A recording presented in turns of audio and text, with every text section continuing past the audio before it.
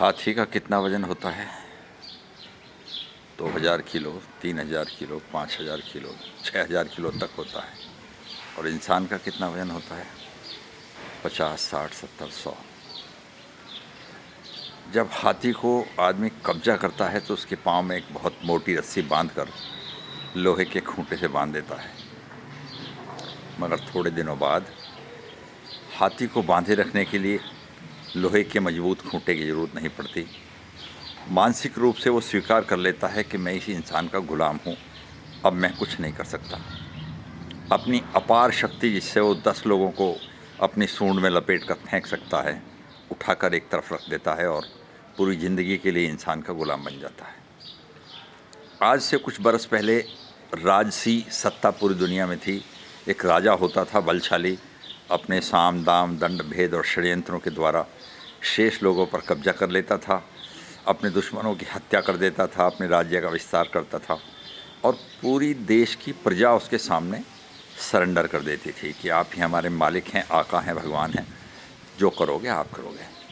मैं कई बार एक कहानी को सुना चुका हूँ कि हम लोग जोधपुर में रहते थे और एक मांगने वाली हमारे दरवाजे पर आती थी। 3-4 बच्चे थे उसके। तो एक दिन उनके सारे बच्चों का सिर का मुंडन हुआ पड़ा था। तो माँ ने पूछा कि क्या हो गया, तुम्हारे घर में किसी की मौत हो गई है? तो उस भीख मांगने वाली ने कहा, जो भीख में भी उस वक्त पैसे वैसे नहीं मिलते थे, बासी रोटियां लोग देते थे और उन्हें खा के वो गुजारा करती थी। तो कहने लगी, हमारा महाराजा सा मर गया, हमारा देवता मर गया, हमारा मालिक मर गया। माँ ने कहा कि तू भीख मांग कर रोटी खाती है, तेरा कोई घर नहीं, झोंपड़ी में रहती है, राजा विदेशों में अय्याशी करता है और एक रखेल के साथ जहाज़ में जा रहा था, जहाज़ गिर गया, मर गया, तो तू इतना शोक मना रही है। तो वो महिला गाली देने लगी। राजस्थान की वो महिला, हमारे पिताजी बैंक में मैनेजर थे, उनकी पत्नी को गालियाँ देती हुई वहाँ से गई कि हमारे महाराजा के बारे में कुछ मत कहना, 4 गालियाँ मुझे दे दो।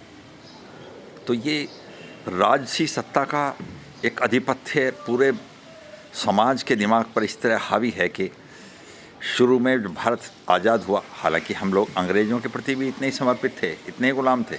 दादाजी कहते थे अंग्रेज़ तो अंग्रेज़ होता है, उनके पास अलग ही दिमाग है, अलग पर्सनैलिटी है, राज तो वही चला पाएंगे, ये चले गए तो भारत कैसे चलेगा। मगर जब पहला प्रधानमंत्री पंडित जवाहरलाल नेहरू को बना दिया तो अब हम उस परिवार के प्रति समर्पित हो गए कि राजा है तो साहब, ये राजा है, ये राज कर सकता है।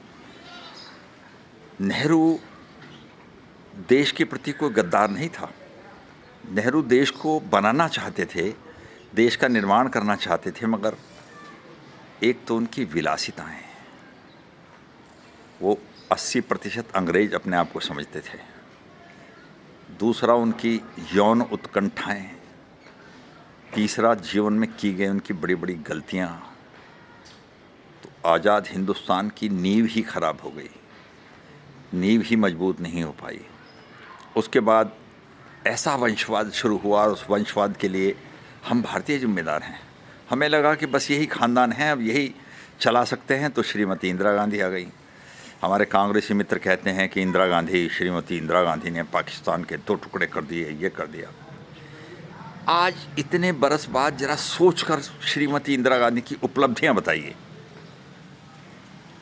बांग्लादेश में अपने हजारों सैनिक मरवा दिए, लाखों करोड़ रुपए का सैन्य सामान बर्बाद करवा दिया, हवाई जहाज गिर गए, पायलट मर गए, बड़े बड़े मेजर जनरल मर गए और 94,000 पाकिस्तानियों को 1 साल तक भोजन कराया, बाद में फ्री में उन्हें छोड़ दिया। उसके बदले ना कश्मीर वापस ले सके और ना ही अपने 54 सैनिकों को जो पाकिस्तान की जेल में सड़ सड़ कर मर गए उनको आज़ाद करा पाए।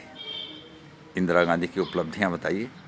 इमरजेंसी लगाकर अपने से दुगनी उम्र के स्वतंत्रता सेनानियों को, जयप्रकाश नारायण को, अटल बिहारी वाजपेयी को, चौधरी चरण सिंह को पुलिस के लोगों ने गिरेबान पकड़कर जेल में ठूंस दिया। ये उपलब्धि है इंदिरा गांधी की। मगर आपका मोह फिर भी भंग नहीं हुआ। फिर राजीव गांधी आ गए। जिसने राजीव गांधी का काल देखा है वो जानता है कि भारत रुक गया था, उसकी प्रगति रुक गई थी। हमें देखना है, हमें देखना होगा। आपको एक बात बताऊं, पूरे ख़ानदान से किसी से ग्रेजुएशन नहीं हुई है। राजीव गांधी भी 12वीं पास थे और यहाँ आकर एक प्राइवेट कॉलेज में जहाज़ उड़ाने की ट्रेनिंग ले ली और पायलट बन गए। इंग्लैंड में जाकर आशिकी लड़ा रहे थे। कोई उपलब्धि है राजीव गांधी की? उपलब्धि याद हो तो बताइए। और इंतहा तो ये हो गई कि उसकी विदेशी मूल की, अब विदेशी मूल की कोई लड़की हो, उसमें भी कोई प्रतिभा हो, ब्रिलियंट हो, टॉपर हो, 10वीं पास थी मैडम, और इंग्लैंड की रेस्टोरेंट में बैरे का काम करने के लिए इंग्लिश स्पीकिंग कोर्स कर रही थी जब राजीव गांधी और उसके मित्रों ने उनसे दोस्ती परिचय किया। तो आप राजसी राजसी, राजा चाहिए, राजा चाहिए। अब आ गया वो राहुल गांधी। उफ, कैसी अजीब अजीब हरकतें करता है और आप इग्नोर करते रहते हो। गुप्त विदेश यात्राएं करता है, विदेशों में जाकर भारत का अपमान करता है, पार्लियामेंट में शौहदों की तरह टी शर्ट, मसस दिखाने वाले टी शर्ट और पाजामे की जेब में हाथ डालकर घूमता है। पार्लियामेंट की जब सत्र चल रहा हो तब वहाँ चाय की चुस्कियाँ लेता है, आंख मारता है। आप उसे भी राजा के रूप में देखते हो।